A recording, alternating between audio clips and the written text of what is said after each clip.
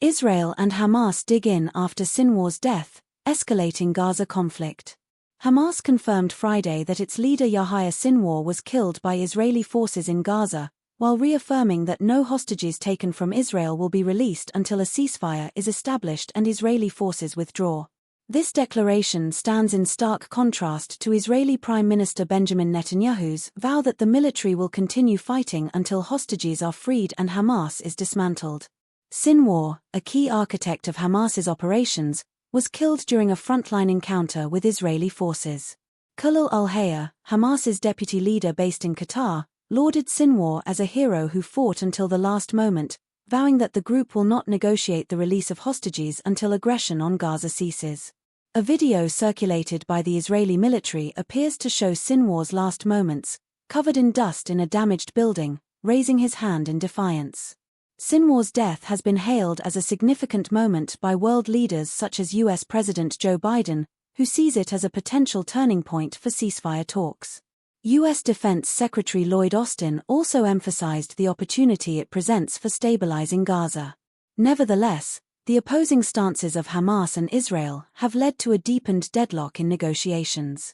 Meanwhile, the international community, including Italy's Prime Minister Giorgia Meloni, has ramped up calls for a sustainable ceasefire in Gaza and Lebanon. Amid escalating tensions, the war between Israel and Lebanon's Hezbollah, another Iranian-backed militant group aligned with Hamas, intensified further.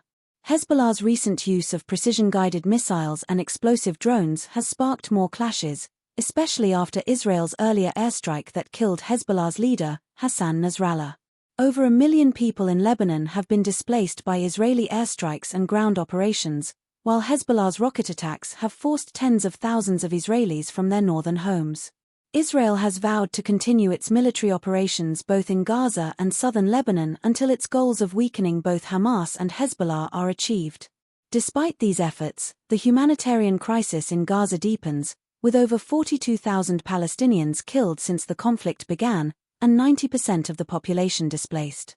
Israeli forces have allowed limited aid to enter northern Gaza, but the situation remains dire, with shortages of food, water, and medicine.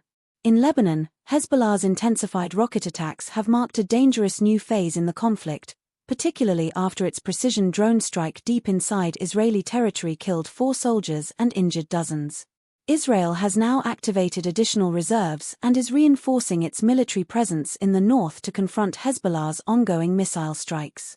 Internationally, Iran has hailed Sinwar's death as martyrdom, with Iranian officials emphasizing the continuing struggle for the liberation of Palestine. This sentiment has resonated in various parts of the region, complicating diplomatic efforts for a ceasefire. In contrast, some world leaders and Israeli citizens are urging for Sinwar's death to lead to renewed negotiations for the release of hostages. Currently, around 100 hostages remain in Gaza, with 30 believed to be dead. Amid growing international efforts for peace, Netanyahu reaffirmed Israel's commitment to its military objectives, stating, "Our war is not over." As hostilities continue, the death of Sinwar, a significant figure within Hamas, leaves many uncertain about the future trajectory of the conflict and any possibility of a peaceful resolution.